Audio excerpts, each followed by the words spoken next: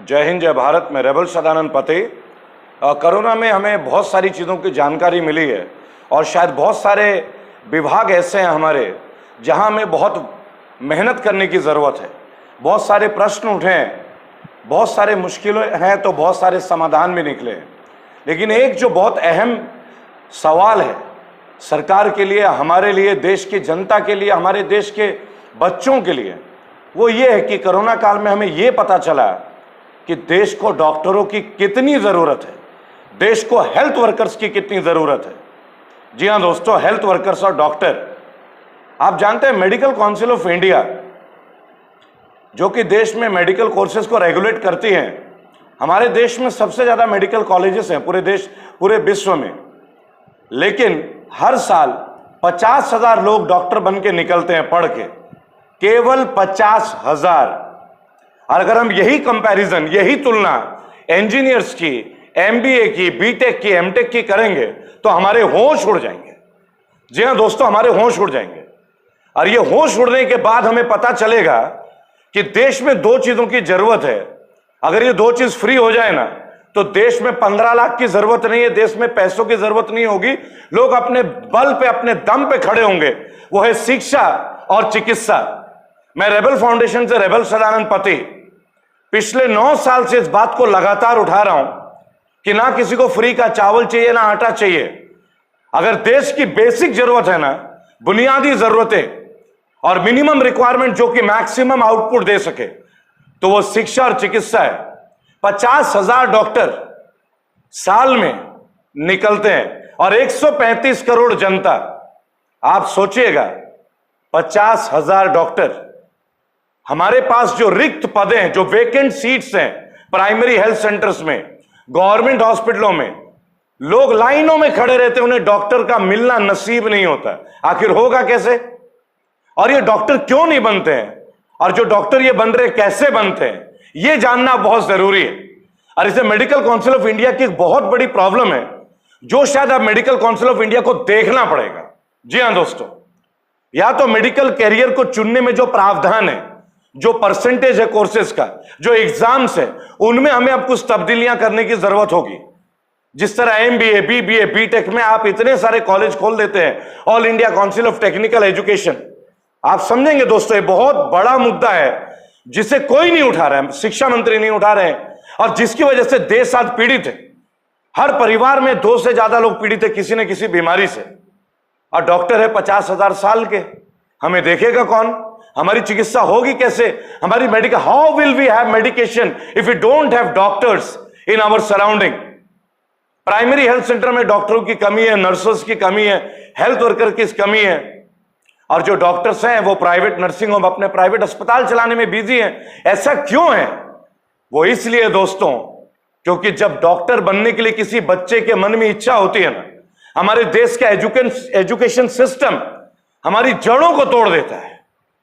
हमारा महान राष्ट्र, जिसने विश्व को पहला यूनिवर्सिटी दिया, नालंदा यूनिवर्सिटी, और बड़े दुख और शर्म से कहना पड़ता है, उसी महान राष्ट्र में आज मेडिकल की सीटें करोड़ों रुपए में बिकती हैं। जी हां दोस्तों, करोड़ों रुपए में बिकती है। और आप सोचे, एक मध्यम वर्ग परिवार का, एक गरीब परिवार का तो कोई सपना ही देख सकता है डॉक्टर बनने का। पहले तो मैं यही कह दूं।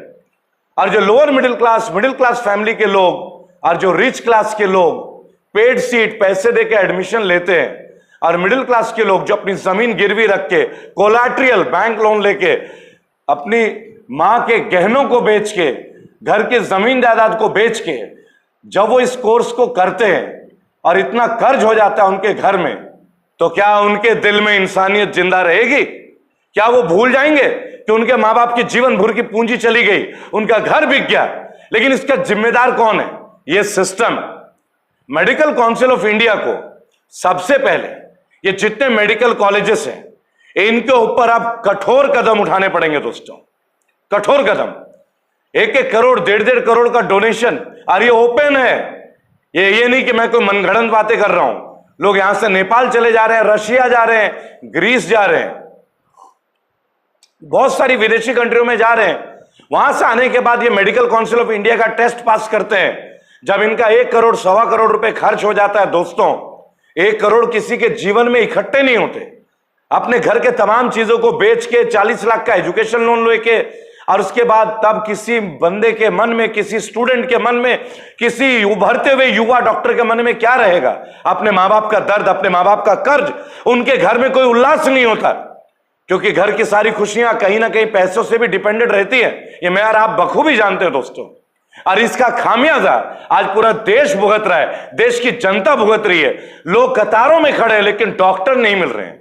कोरोना में लोगों ने ऐसे करके हाथ जोड़ लिए, पैरों में पड़ गए, मेरे बच्चे को बचा लो, मेरे पति को बचा लो, मेरे भाई को बचा लो।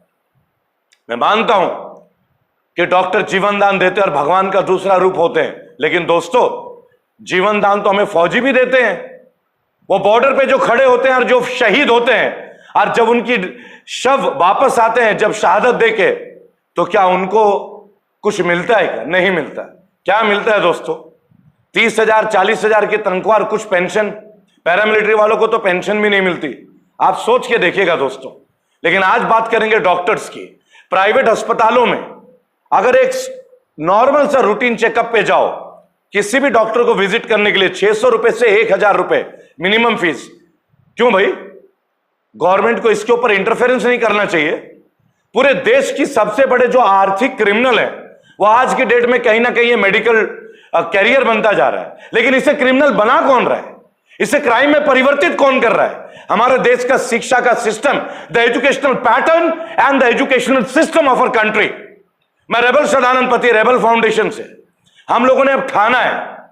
मैं इस वीडियो के माध्यम से आह्वान करूंगा, जितने भी लोग एस्पिरेंट है मेडिकल के कैरियर में, और जो लोग पैसे और जिनसे पैसे मांगे जा रहे हैं, आप वीडियोस बनाइए।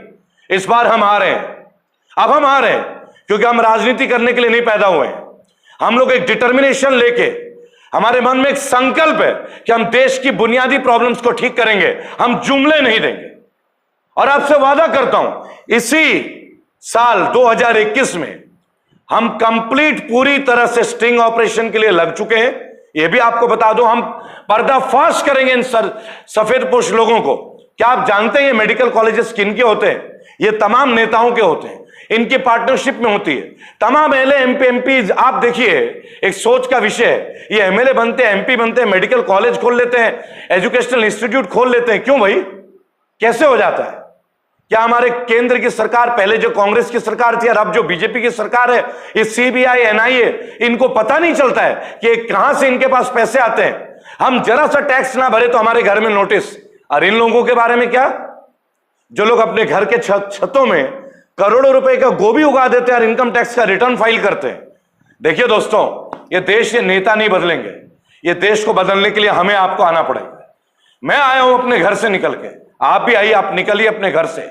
आप केवल रिकॉर्ड कीजिए, आप उन लोगों का वीडियो शूट कीजिए, उन लोगों के कॉन्टैक्ट शूट कीजिए, और रेबल फाउंडेशन को, रेबल सदानंद पति के व्हाट्सएप नंबर पे 8800092747 पे दीजिए। मैं वादा करता हूं आपसे, मेरे बहुत सारे भाई बहन हैं जो मेडिकल के करियर का ख्वाब देख के डिमोरलाइज हो जाते हैं, डिप्रेशन में हो जाते हैं। समर्पित उन लोगों के लिए। क्या इस देश के आम नागरिकों का अधिकार नहीं है कि उनके बच्चे मेडिकल की पढ़ाई पढ़े?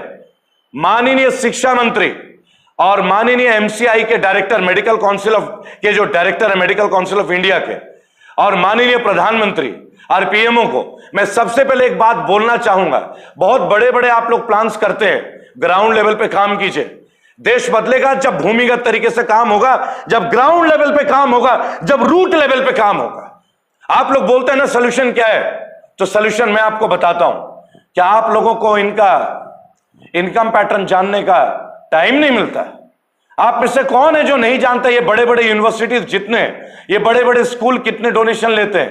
क्यों नहीं आप लोग इनका स्टिंग करते हैं? अकेले मनीष सिसोदिया ने पूरे सरकारी सिस्टम को चेंज कर दिया दिल्ली सरकार में, केजरीवाल जी के रूल में। यहां में कोई केजरीवाल जी की गवर्नमेंट का वो नहीं कर रहा, लेकिन जो सच्चाई वो आपको जानना चाहिए। अगर आप संकल्प ले तो कर सकते हैं, अगर आप ठान ले तो कर सकते हैं दोस्तों, आप कर सकते हैं। और अब हम करेंगे। ये जितने रिश्वतखोर कॉलेजेस हैं ना, जिनकी वजह से मेहनतकश बच्चों का कैरियर आज मिट रहा है, अब हम बच्चों को अब डिमोरलाइज नहीं होने देंगे। बहुत सारे बच्चे सुसाइड करते हैं। आज हमारे लोग मर रहे हैं कोरोना काल में, क्योंकि डॉक्टर्स नहीं है। और डॉक्टर्स इसलिए नहीं है क्योंकि हमारे देश में एजुकेशन पैटर्न खराब है। अब हमें जड़ ठीक करना होगा, अब हम जड़ ठीक करेंगे। रेबल फाउंडेशन का केवल एक लक्ष्य है, अब देश के सिस्टम को सुधारने के लिए। हम कॉमन लोग हैं, हमने ठान लिया है इन नेताओं को भी अब सुधारेंगे। जय हिंद, जय भारत।